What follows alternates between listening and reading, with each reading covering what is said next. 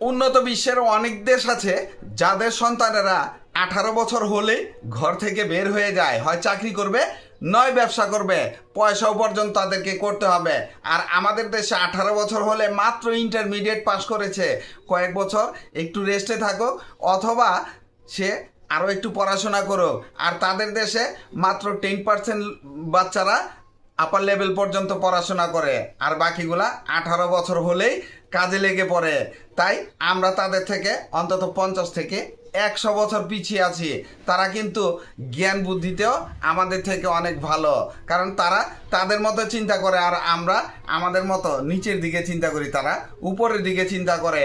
এই সমস্ত চিন্তার কারণে আমাদের দিয়ে কিছু হয় না। আর আমি বলবো, আপনি যদি 18 বছরের মধ্যে ইনকাম শুরু করতে চান তাহলে আপনাকে ব্যবসা করতে হবে। স্টুডেন্ট অবস্থা আমি লেখাপড়া করতে মানা করব না, লেখাপড়ার ফাঁকে ফাঁকেও ব্যবসা করা যায়, এমন ব্যবসা আছে। চাকরি করলে কিন্তু লেখাপড়া করাটা সো টাফ হয়ে যায়, তাই লেখাপড়ার পাশাপাশি যে সমস্ত ব্যবসা করা যাবে ওইখান থেকে ম্যাগনেটিক ব্যবসা আপনাদেরকে একটা আইডিয়া দিব। যেমন স্টক ব্যবসা করলে চা পাতার স্টক ব্যবসা আপনি করতে পারেন। সিজনাল ব্যবসা আপনি সময় লং টাইম পাবেন, আর এইখানে প্রফিট মার্জিন অনেক বেশি, পুঁজি কিন্তু অনেক কম লাগে। তাই চা পাতার স্টক ব্যবসাটাই আজকে দিব, আমি বেছে নিয়েছি। চা পাতার স্টক ব্যবসা করতে হলে আপনাকে প্রথমে সিজন জানতে হবে। সিজন কবে? মার্চ এবং এপ্রিল মাসে চা গাছে নতুন পাতা গজায়, ওই চাটা লিকার মোটামুটি ভালো। মে এবং জুন মাসে একটু পোক্ত পাতা গজায়, ওই পাতাটার লিকার খুবই ভালো হয়।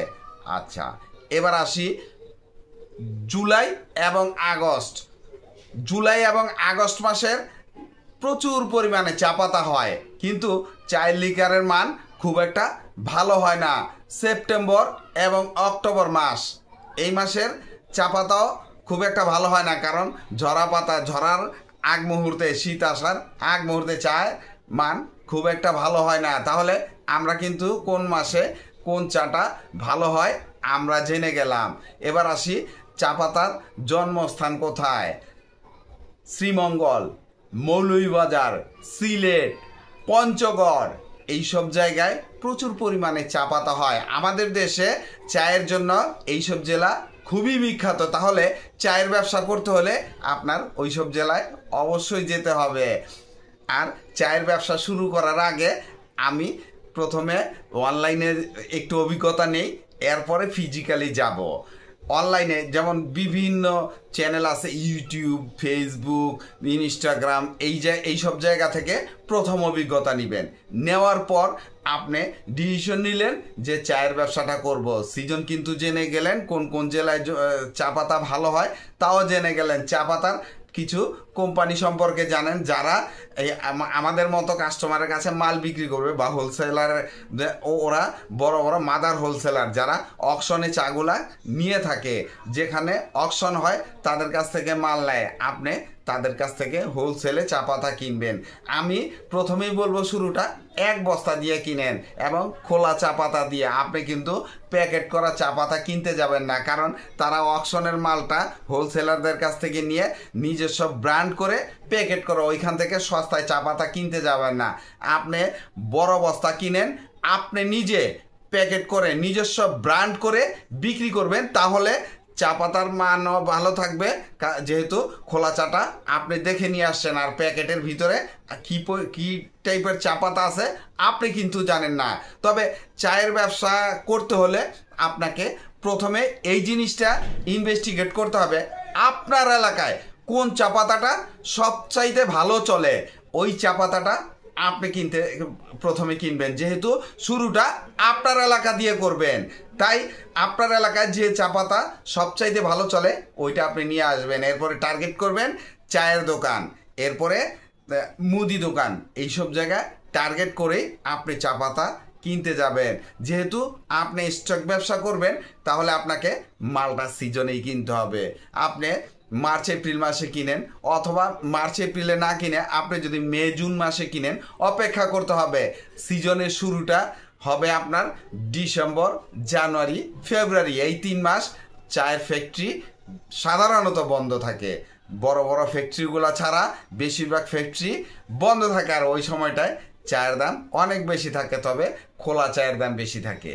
কারণ প্যাকেজিং করা চাটা কিন্তু বছরের শুরুতেই একটা রেট দিয়ে দেয় কোম্পানি, আপনি যদি ব্র্যান্ড করেন তাহলে প্রতি মাসেই কিন্তু এই মূল্য চেঞ্জ করতে পারবেন না, তাই দামটা বছরের শুরুতে দিয়ে দিলে ওইটা শেষ পর্যন্তই আপনার একই দাম চলবে। তাই আপনি খোলা চা পাতা কিনলে আপনি যদি প্যাকেট করেন, আপনি লাভের হিসাব প্রফিট মার্জিন মিলিয়ে দেখবেন যে কেজিতে 50 টাকা হবে যদি আপনি খোলা কিনে খোলা বিক্রি করেন, আর যদি খোলা কিনে প্যাকেট করে বিক্রি করেন তাহলে ডাবল লাভের সম্ভাবনা অনেক বেশি। তবে চা পাতা কেনার আগে আপনি ভালোটা যাচাই করে নেবেন, কারণ আপনি যখন বিক্রি করবেন তখন দোকানিকে ভালো মালটাই দিবেন, কাস্টমারকে ভালো মালটা দেওয়ার চেষ্টা করবেন। আপনি নেবেন যখন তখনও ভালো মালটাই নেওয়ার চেষ্টা করবেন। 2 টাকা বেশি দিয়ে কিনবেন, 2 টাকা কম বিক্রি করবেন, আপনার মালের চাহিদা থাকবে অল টাইম। তাই আপনি সবসময় ভালোগুলাই নেওয়ার চেষ্টা করবেন আর কাস্টমারকে ভালো দেওয়ারই চেষ্টা করবেন। আর যদি প্যাকেট করে বিক্রি করেন, নিজস্ব ব্র্যান্ড করে বিক্রি করেন, তাহলে কিন্তু কোনো কথাই নেই, আপনার মালটা থাকবে বাজারে 1 নাম্বারে, একদম বড় বড় ব্র্যান্ডের সাথে টক্কর দিয়ে চলবেন। হ্যাঁ, আপনি ছোট কোম্পানি শুরু করবেন, কিন্তু ব্র্যান্ডের কোম্পানির সাথে যেন আপনার চা পাতা টক্কর দিতে পারে, ওই টাইপের মালগুলা আপনাকে কালেক্ট করতে হবে। এবার আসি প্রফিট মার্জিনে। প্রফিট মার্জিন আমি কিন্তু বলে দিয়েছি যে কেজিতে খোলা চা পাতা খোলা বিক্রি করলে 50 টাকা, এবং আপনি যদি প্যাকেজিং করে বিক্রি করেন তাহলে ডাবল লাভের সম্ভাবনা আছে। তাহলে আপনি যদি শুরু করেন, কত টাকা ইনভেস্ট করা লাগবে? শুরুটা আপনি যদি 1050 টাকা দিয়ে শুরু করতে পারেন ভালো হয়।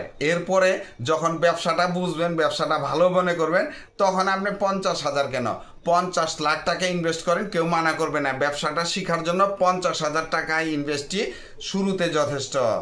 ভিডিওটি ভালো লাগলে লাইক কমেন্ট শেয়ার দিয়ে পাশে থাকবেন, চ্যানেলটি সাবস্ক্রাইব করবেন এবং পাশে থাকা বেল আইকনটি প্রেস করে দিন যেন পরবর্তী নতুন কোনো বিজনেস আইডিয়া আপলোড দেওয়ার সাথে সাথে আপনার মোবাইলে সর্বপ্রথম নোটিফিকেশন চলে যায়। আজকে এই পর্যন্তই। আসসালামু আলাইকুম।